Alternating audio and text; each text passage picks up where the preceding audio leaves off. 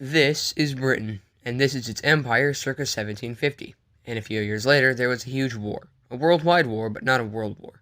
I wouldn't think about it too much. Maybe in another video. Anyways, long story short, Britain and its allies won, and they gained a lot of territory, which we'll get back to later. For now, let's look at these 13 colonies between an ocean and a hard place. This is the United States, or at least would be soon.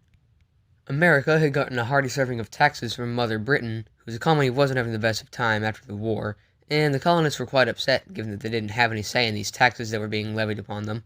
Heh, taxes in America, what a ridiculous concept. Anyways, the colonists eventually reached their breaking point and had a revolution, and although they could have and should have realistically lost, they had help from certain European countries. At the negotiating table, the United States of America was born, and as a bonus, they got the territory that Britain had won in the 7 Years' War, which basically doubled the size of the young nation. Ouch. Eventually, Americans began settling the new land, and new state governments followed suit. What about the federal government? Well, George Washington did warn against political parties because it would only divide and polarize America, and, well, we can all clearly see how that went. Now, Washington did support the Federalists on just about every issue, but we don't have to talk about that. Anyways, America and its neediness eventually outgrew its land, and they were on the look for more. An opportunity struck when French, or possibly Italian General Napoleon Bonaparte rose to power in France. See, France had just gotten the Louisiana territory back from Spain, and knowing that Napoleon didn't care about colonialism at the moment, America made a move. President Jefferson sent Robert Livingston and future President James Monroe to buy New Orleans. The whole ordeal went like this. Hello, President Jefferson sent us to discuss our nation's request to New Orleans. We are prepared to pay $10 million for New Orleans and that part of Florida you have. I don't know. Perhaps make it 15, and we'll give you the rest of it. The rest of what? Louisiana. And so, Livingston and Monroe went back home to tell President Jefferson the good news. Jefferson was a bit hesitant to pay that whopping price, but in actuality it was only 5 cents per square acre. Not too much later, the federal government came in, then the settlers, then the new state governments. However, also starting in 1803 were the Napoleonic Wars, and America, still young and full of patriotism and revolutionary thoughts, was happy to go to war with Britain. Well, not then and there, in 1812. Yeah, that's right, I'm talking about the War of 1812. That was a year that tensions finally warranted war. After all, France had been blockaded, which America claimed was illegal. Gee, I sure wonder why. Neither side really won, but Canada did burn down the White House. Of course, aside from that, America defended itself pretty well, and even if it was because most of Britain's forces were in Europe, the still patriotic and rebellious young nation was quite proud of the outcome. Heck, General and future President Andrew Jackson won at New Orleans, and America wore that as a badge of honor for decades. I'm sure Jackson being president couldn't possibly end poorly. That's called foreshadowing. And a few years and land treaties later, this is what America looked like. 11 free states and, 12 slave states. That simply won't do. There. Say hello to Maine, the 12th free state. Oh, and don't let any slave states above this line or free states below it. Yikes. This divide looks like it's causing some problems. We'll have to get back to it later. Oh, remember that Monroe guy? He's president now, and he made this cool doctrine thing that basically says Europe has to adhere to the sovereignty of antecedently colonized nations in the Western Hemisphere by not marauding them, and the United States must abide to neutrality or otherwise non-interference in foreign European affairs in conjunction with their dominions. So much for that. Anyways, now that America is done expanding for a while, let's have a chat about Native Americans. Now, when people think about Native Americans, they usually just think of them as one group, but that's like saying Spain and Finland are the same just because they're both European countries. No. All European countries are unique. Actually, you could say that about any continent. And the same goes for Native American tribes. They're not all the same old cookie-cutter hunters with the teepees and horses. Some tribes didn't use teepees at all, and some were nomadic while others were settled. Of course, to America at the time, they were all just in the way. When settlers came in, they would always cause some sort of commotion with the tribes living there, and while some were willing to negotiate, others fought fiercely to protect what was rightfully theirs, leading to atrocities from both sides. In other cases, settlers would go to another country for cheap land or some other opportunity, and then the American government would show up. When Jackson came into office, these horrendous acts became constitutional with the passing of the Indian Removal Act. The following trail of tears led to over 50,000 Native Americans in the South being forced out of their homes, and a death toll of over 3,000. Not to be completely unfair, this was controversial even at the time while it was happening. I should have played Proud to Be in America. No, I'd probably get canceled anyways. Honestly, Manifest Destiny deserves its own video. After that, America established a colony in Africa called Liberia, which sets off my freedom sense, so I'd say the naming is pretty fitting, given that America set it up.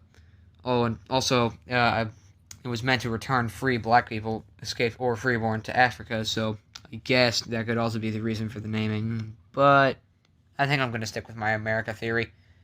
All jokes aside, Liberia sent over 40,000 blacks to Africa, and it was granted independence in 1847 because America didn't really have any use for it.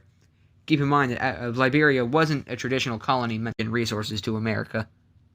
It wasn't until 1842 when America's borders changed again. This time, President John Tyler had resolved a border dispute on the Maine-New Brunswick border. Next, under James Polk's presidency, a border dispute in the West was resolved, and in 1945, the Republic of Texas was annexed. It would have been annexed much earlier, but several issues led to Texas being independent for just under a decade, and that almost decade was spent disputing its entire existence with its former ruler, Mexico. Let's step back for a minute.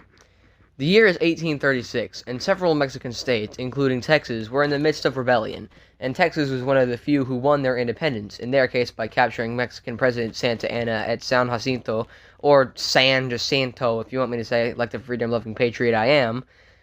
And at the negotiating table, there were immediately some complications. This was the border Texas wanted, but Mexico wanted the Texan border to be where the Mexican state of Texas was.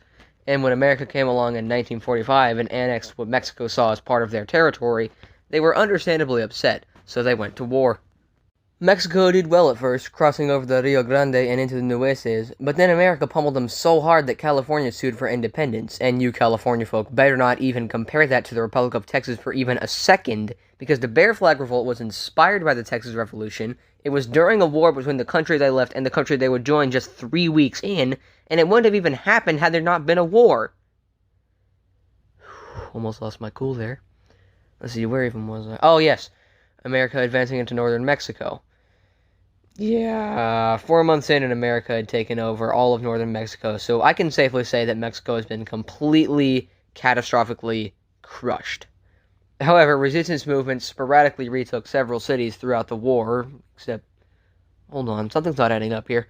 If Mexico was defeated 4 months in and the war lasted 2 years, then what happened between those 2 points? Well, the answer is simple. Mexico didn't surrender. Now, don't think that's Mexico pulling a Russia. It was more like the UK in World War II, except they were in mainland Europe and had been partially invaded already. America's response was more or less, okay then, I guess we'll take your capital too. And so they did. And after a brief occupation of America City, a treaty was signed and Mexico lost about half of their territory. But it always could have been 3/4, so I guess that counts for something. Now, you may look at this map and think something is off, and you'd be right. America bought this tiny area from Mexico for $10 million because they thought it'd be cool to build some trains there or something, and with that, the continental United States is complete. And now we only have one thing left to discuss. The sponsor of No. Remember that little divide from earlier? Well, we're back to it now. Earlier, a 12th free state was created to balance out with the slave states, but now it's the free states that are ahead. Texas became the 14th slave state, and after that, only Florida will be added to the list of slave states, while the count of free states will rise to 19 by 1861. However, that wouldn't stop the South from trying to maintain some sort of balance. When the Kansas Territory came along and was to have a vote on whether it would be a free or slave state, settlers from both sides rushed to Kansas and started fighting. Bleeding Kansas would last until Kansas was admitted to the Union as a free state in 1861.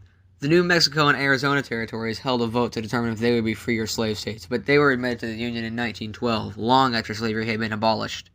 It was at this point that the South began to feel oppressed by the North, which, given that they were the ones with the slaves, was pretty ironic.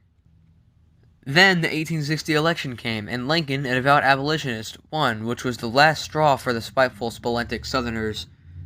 Now, before we continue, let's look at what just happened. Why did the South secede?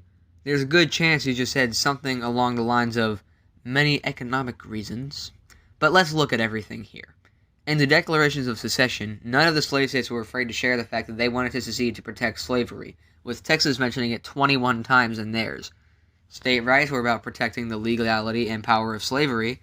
Bleeding Kansas was about slavery and protecting slavery. Well, I think you get the point. So, on that note, I think it's time to get on with it, the Civil War.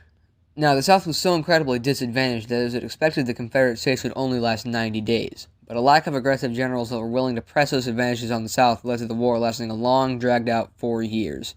Heck, the North was mostly so calm that the South launched multiple offensives in Missouri, Kentucky, and Maryland, almost encircling and capturing D.C. on several occasions. Europe, unsurprisingly, reacted to the Civil War in some way. The Ottoman Empire got filthy rich from losing most of their competition and from higher cotton prices. France got mad at America and took it out on Mexico, and Britain did not almost join the war.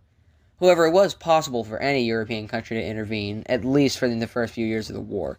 Any chances of European intervention were crushed when the Emancipation Proclamation was issued on January 1st, 1863, which officially made the war about abolition rather than reunification, and allowed black men to enlist in the army.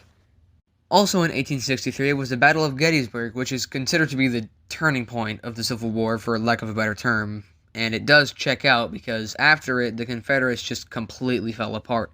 Vicksburg was besieged and the Mississippi River fell, Tennessee fell and General Sherman started his famous March to the Sea, and Virginia... I feel sorry. Oh, and I couldn't fit this in anywhere, but the King of Thailand offered to send war elephants to aid the North. Of course, Lincoln denied the offer, which makes sense, but it's definitely disappointing if you're a lover of fun facts and comedy like I am.